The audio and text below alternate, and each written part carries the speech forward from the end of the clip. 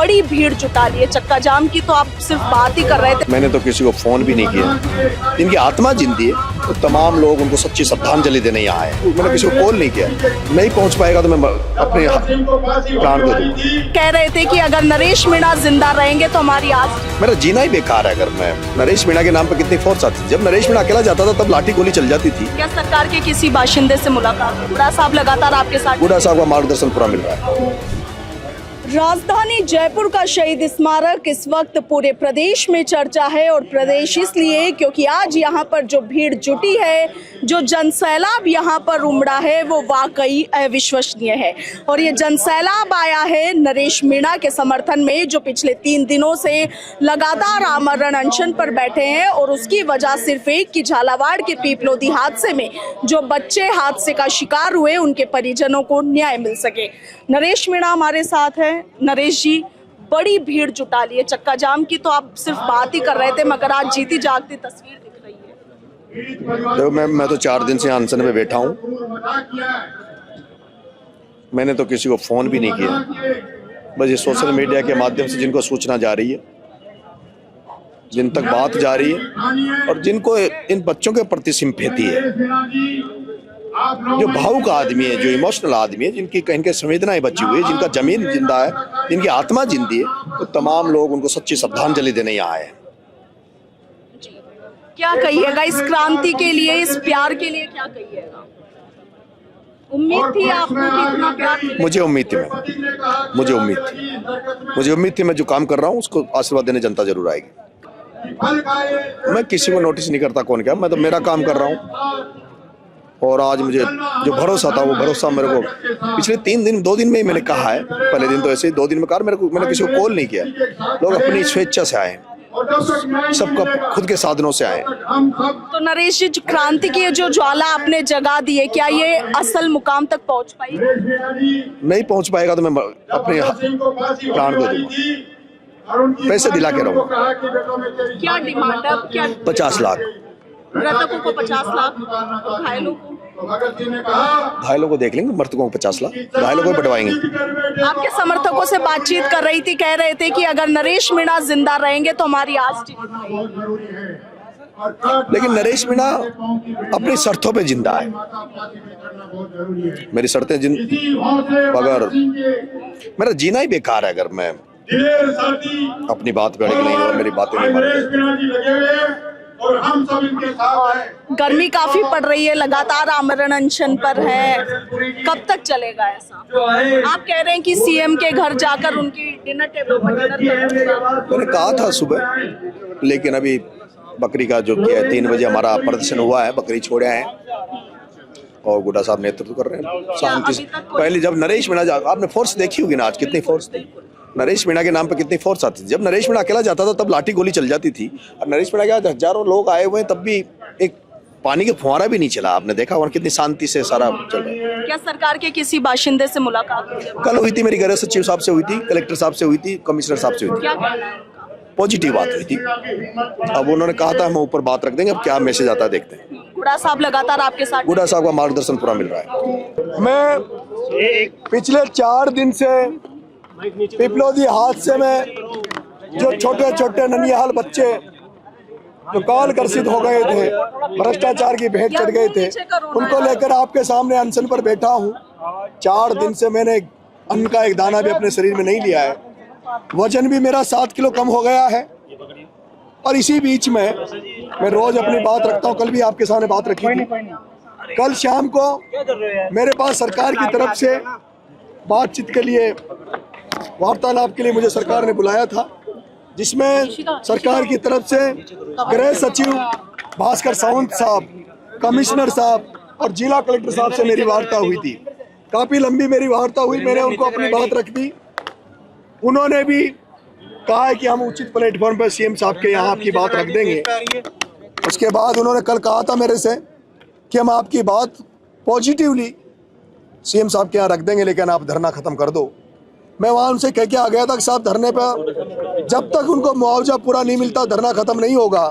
और इसके बाद अब नरेश मीणा वार्तालाप करने भी दोबारा शहीद स्मारक से उठकर कहीं दूसरी जगह नहीं जाएगा। नरेश मीणा या तो इन परिवारजनों को 50-50 लाख रुपए सरकार मुआवजा दे, और नहीं तो फिर नरेश मीणा की लाश का इंतजार करे, नरेश मीणा की मृत्यु का इंतजार सरकार करे। नरेश जी, आपका जो यहाँ पर धरना दे रहे थे उसकी परमिशन भी नहीं थी? उसकी परमिशन रेगुलर हम मांग रहे हैं, रेगुलर चल रही है सर। पहले दिन हमने 2 दिन की दी थी, फिर हमने दी, अब ये पता नहीं कोई वो तो, लेकिन हमने तो 2 दिन की शुरू में दी थी, फिर आगे 1 दिन की दी थी, हर दिन 1 दिन बढ़ा रहे हैं। अब आज का मुझे नहीं पता। तहसील स्तर पर धरना देने की बात आप वो हमने कर दिया है। मुझे उम्मीद है कि शायद 1-2 दिन में सरकार इस पर संवैधानिक पॉजिटिवली इस पर विचार करके इन मांगों को मान लेगी। अगर नहीं मानती है तो 2-4 दिन में फिर रणनीति बनाकर हम प्रत्येक क्योंकि देखो आजकल गाँव में फसल कटाई का काम चल रहा है।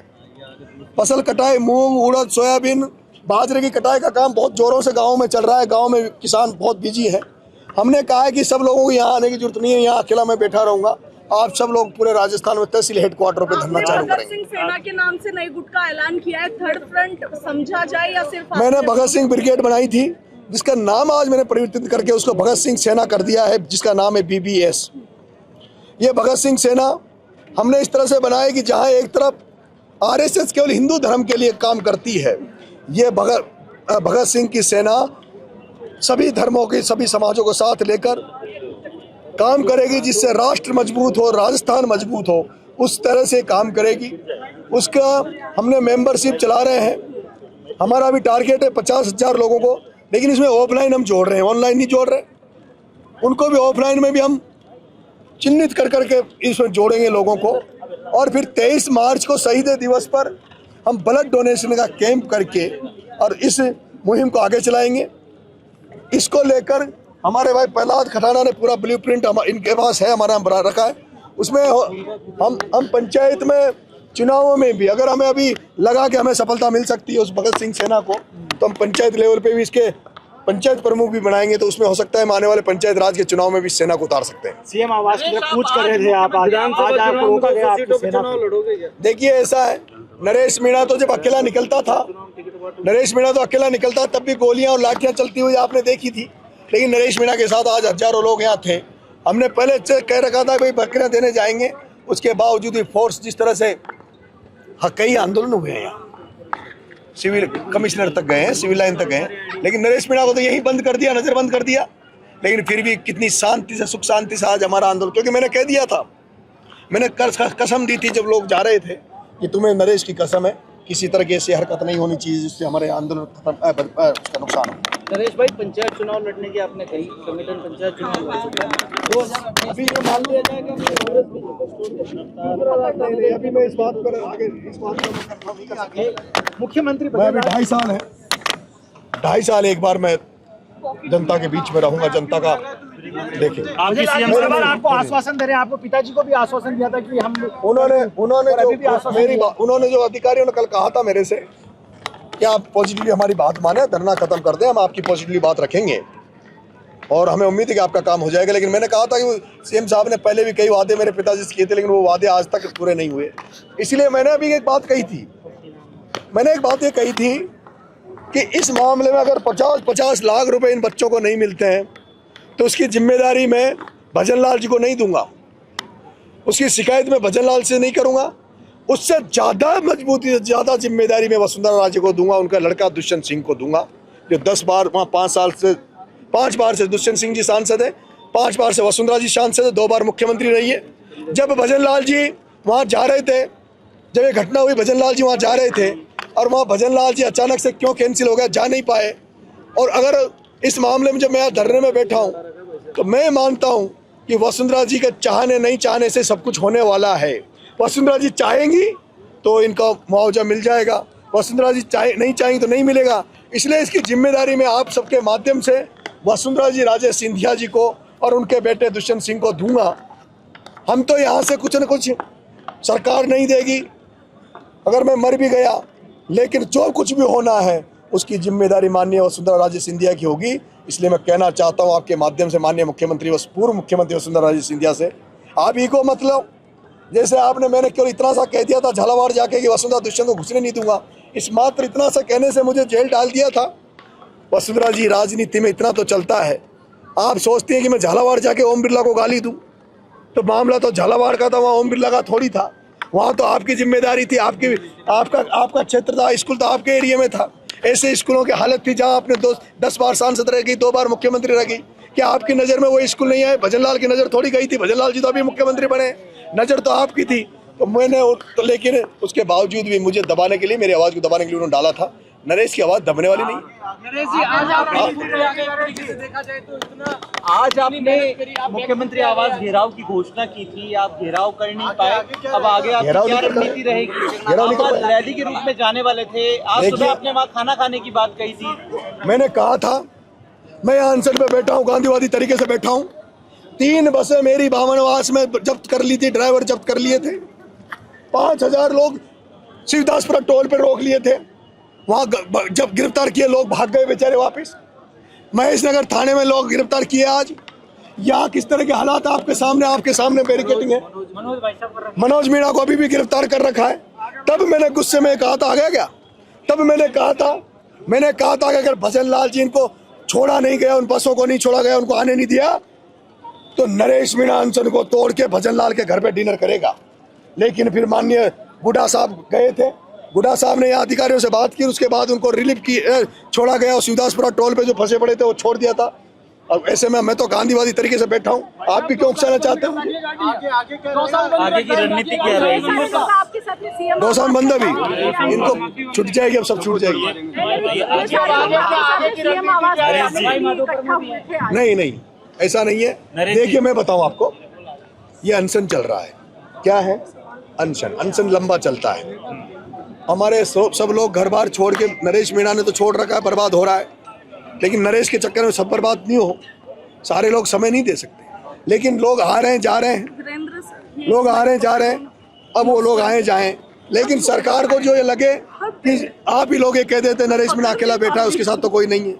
इन बच्चों को कोई चाहता नहीं। कल मैंने सीएम साहब को यही कहा था, उनको अधिकारियों को, कि कन्हैया लाल को और वो जो 50-50 लाख रुपए दिए हैं, उनको मेरे हिसाब से इतनी जनता ने पैसा उनके लिए नहीं मांगा था। नरेश मीणा अकेला थोड़ी मांग रहा है। ये प्रतिनिधित्व है उन बच्चों का, उन बच्चों को न्याय दिलाने का प्रतिनिधित्व। जो हजारों लोग आ जाए, ये सारे लोग उन बच्चों को न्याय मांगने आए थे।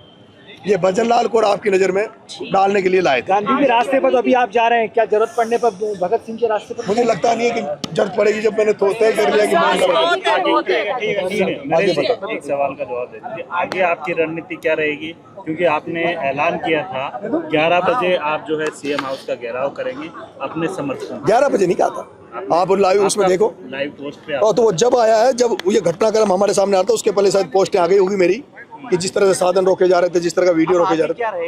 आगे ये रहेगा, मैं अनशन पे बैठा हूँ, यहाँ कहीं किसी से वार्तालाप नहीं करने जाऊँगा। अगर अनशन के साथ मौन भी परमानेंट है, 5 मिनट का 3 बजे जो खोलता हूँ वो भी नहीं खोलूंगा। किसी भी डर था कि अगर आज आपने कूच करने की कोशिश की तो यहाँ पर धरना भी नहीं देने देंगे, गिरफ्तारी हो सकती है। देखो ऐसा डर वर तो मुझे किसी का लगता नहीं है मेरे भाई, सुन, डर वर तो नहीं लगता। लेकिन जनता ये चाहती कि अच्छा आंदोलन चल रहा है, पहले जनक्रांति यात्रा अच्छी चल रही थी, हम पर कोई दोष नहीं लगे। हम क्यों अपने गलती यहाँ गांधीवादी तरीके से पढ़े? आप मीडिया साथियों, आप भी समझ सकते हो भावनाओं को।